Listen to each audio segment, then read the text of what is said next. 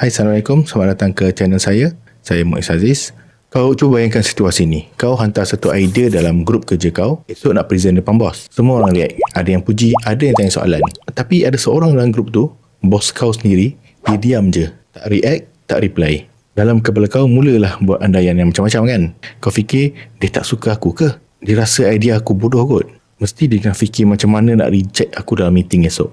Malam tu kau tak boleh tidur. Kau revise balik semua slide kau beberapa kali. Kau prepare macam-macam jawapan untuk kritikan yang belum jadi lagi. Esok kau masuk meeting dengan mental yang separuh dah surrender. Last kali bos kau cakap, "Oh sorry, semalam phone aku rosak. Hari ni pagi ni baru sempat tengok. Idea kau solid, kita boleh proceed." Kau tercengang 18 jam kau anxiety untuk sesuatu yang tak pernah wujud pun. Dan situasi macam ni dia bukan rare case pun. Memang biasa sangat berlaku kat sekeliling kita. Itulah yang kita panggil assumption atau andaian. Dan ia berlaku kepada semua orang, termasuklah orang yang paling chill yang kau pernah jumpa. So hari ni kita nak faham kenapa otak kita suka sangat buat assumption ni dan macam mana kita nak stop buat assumption sebelum ia jadi lebih teruk.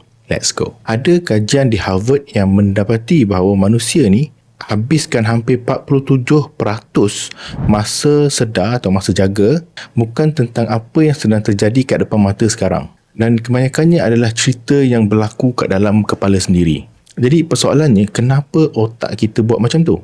Yang pertama, otak kau suka complete the picture. Cuba kau tengok gambar ni. Gambar ni nama dia Canizza Triangle. Kita boleh nampak ada 3 bulatan yang sebahagiannya terpotong disusun dekat dengan 3 penjuru.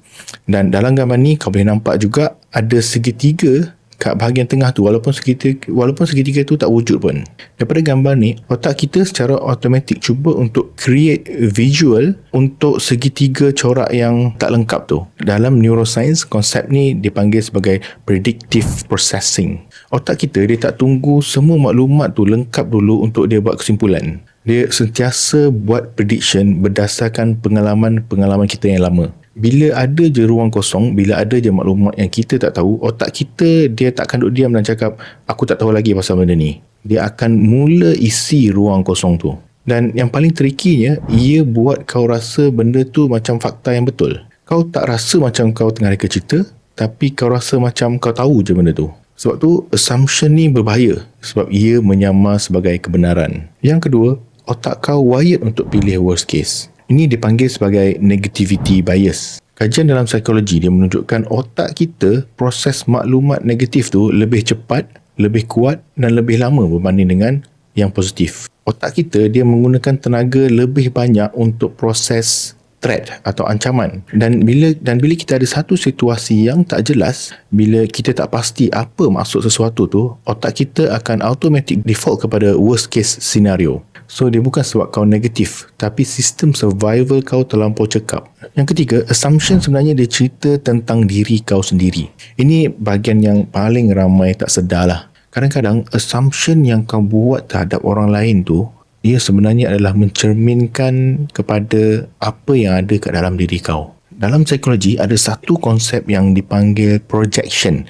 Idea yang asalnya diperkenalkan oleh Sigmund Freud. Projection ni dia tak sama dengan intuition ya. Secara ringkasnya, projectionnya berlaku bila kita tak sedar yang kita letakkan perasaan, ketakutan dan konflik dalaman kita kepada orang lain. Contohnya, kau rasa kau tak cukup bagus, tapi kau anggap orang lain sedang judge diri kau. Kau sendiri rasa bersalah tentang sesuatu benda, tapi kau rasa orang lain kecewa dengan diri kau. Kau rasa kau takut ditinggalkan, tapi kau tafsir setiap perubahan kecil yang berlaku kepada orang sekeliling kau tu sebagai tanda orang nak jauhkan diri dari kau. Dan yang keempat, kita tak diajar cara yang betul untuk bertanya. Ramai antara kita yang membesar dengan mesej-mesej yang macam ni. Jangan banyak bertanya. Jangan nampak macam tak tahu sangat. Jangan nampak terlampau sensitif. Diam tu lebih selamat. Faham sendiri lebih matang. Jadi bila ada je benda yang tak jelas, kita belajar untuk assume, bukan clarify. Masuk dalam relationship, masuk dalam dunia pekerjaan, habit tu akan ikut kita sekali. Itulah pula. So how kita nak stopkan benda ni? Ataupun kita nak ubah benda ni? Dulu aku cakap, tujuan kita bukan kita nak buang terus assumption ni. Itu hampir impossible lah. Sebab kita ni manusia, assumption ni adalah fungsi otak dan lumrah kita sebagai manusia. Tapi yang kita boleh ubah ialah daripada assumption yang merosakkan kepada assumption yang lebih sihat. Yang pertama, kita kena pisahkan fakta daripada assumption. Kebanyakan konflik ia bermula bila kita campurkan reality dengan kita punya assumption. Bila kau mula rasa kau nak assume, kau kena aware benda ni, kau kena pause. Kau tanya dua soalan ni. Yang pertama, apa fakta yang aku tahu dengan pasti? Yang kedua, apa yang aku tokok tambah sendiri? Contohnya, fakta yang kau betul-betul tahu dengan pasti, dia tak reply mesej aku selama 3 jam. Assumption yang aku reka sendiri, dia marah, dia benci aku, dia nak tinggalkan aku.